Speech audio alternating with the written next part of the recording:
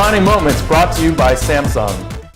Hello and welcome to another edition of PROTRADE's Defining Moments brought to you by Samsung, where each week we look at the previous week of NFL games and tell you what we think were the defining moments.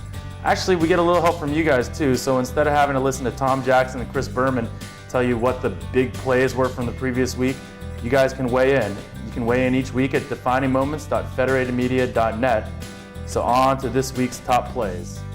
So our first play comes to us from the exciting, unbelievable Tennessee-Houston game. I mean, there's so many amazing things about it, whether it's Rob Baronis' 8 field goals or the fact that we had 4 guys involved in big plays named Sage Rosenfels, Kerry Collins, Roydell Williams, and Andre Davis, who I thought was out of football a couple months ago. This play itself was pretty amazing because right after Houston has this huge comeback, Kerry Collins to Roydell Williams on 3rd and 10, 46 yards. I didn't know Kerry Collins could still throw the ball this far. I didn't know Roydell Williams could actually make a pattern that could get him out this far. What was the most amazing thing to you about this game? Well, Jeff, I think the most amazing thing to me was that Roydell Williams actually had a pretty big game here. He had 5 catches for 124 yards. Everything about this game was big. Houston's comeback with 29 points in the fourth quarter, led by Sage Rosenfels, as you said. I mean, this is a career backup with really no experience starting. This is a team without Matt Schaub, without Andre Johnson, and they still make it a game against a very good Tennessee team. And I think it's a crushing defeat for them because they came back from so far down, and because they put together such a great fourth quarter. It's just it's really devastating. Do you think that Sage's name holds him back? Because how many great quarterbacks have there ever been whose names are a spice? Yeah, I mean, I can't think of any others. That name is really not one that rings with stardom. It's just really hard to take him that seriously. I wonder if that really does hold him back. It is. I don't know what his parents were thinking. We're sorry, Sage. Play number 2 comes to us from the Arizona-Washington game, a game which saw Arizona completely dominate, really. I mean, they ran 50% more plays than Washington did, but ended up needing this, 55-yarder and needed an onside kick just to try to win this thing in regulation. A lot of it, or almost all of it, was because Neil Rackers missed an extra point at the beginning of the game. So what to you was really the big thing here in this game? Well, to me, Jeff, the big thing was that Arizona still had 7 seconds and a timeout when they kicked this field goal. Now, the chances of making a 55-yard field goal are 43%. But if they would have gained only 2 yards, their chances would have gone up to 53%. Wow. If they had gained 5 yards, it would have gone up to 59%. So I think they really missed an opportunity to really improve Neil Rackers' chances here. And it was a kick he barely missed. I mean, it missed left by a few feet. If they were 5 yards closer, that kick probably would have gone in. So I think it was a poor decision by Ken Wisenhunt there. They got a big game from Kurt Warner, who did turn the ball over a few times. But considering he was playing with his left arm basically not working, and was handing the ball off backhanded with his right hand. I mean, he's handing the ball off like this, and none of the turnovers resulted from the handoff.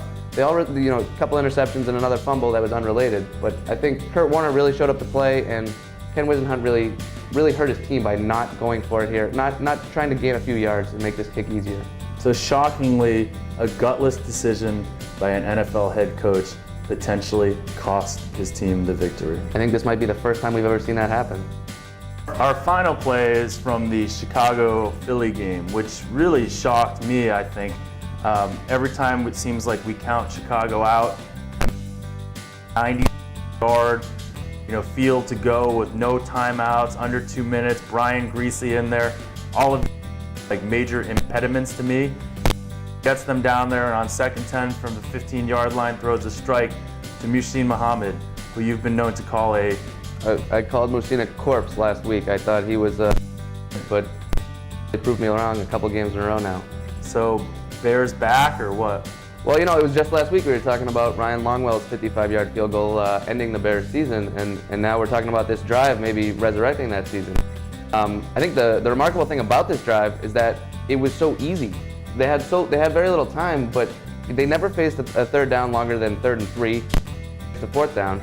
Greasy just methodically moved it down the field. He didn't panic. He showed a lot of poise, which I don't think Rex Grossman has ever shown. And he made this look easy in a drive that really did possibly keep the Bears alive for a playoff berth. Rex Grossman may not even know what the word poise is. Well, I don't know if Brian Greasy knows what it is either, but I mean, he showed it. But he can use it in a sentence? That's The debatable. best part about that drive was I think it may be time for you to go back on your whole idea that Devin Hester can't be a good offensive player. Yeah, that's true. He did have 2 big catches on that drive, and the Bears are trying to integrate him more. And I think, despite his fumbling problems and his lack of experience as an offensive player, I think he might be a weapon for that team down the stretch. Since I have this football here, you might as well do your Devin Hester impression. So that's what Devin Hester does most of the time. That or score. Seems like every week we got the Bears either saving their season or ruining their season. So this week, saving their season, Brian Griese's 15-yard touchdown pass to Mushin Muhammad. Next week, who knows? Maybe another Bears ending their season with Devin Hester fumble. For more details on Samsung's defining moments, go to definingmoments.federatedmedia.net.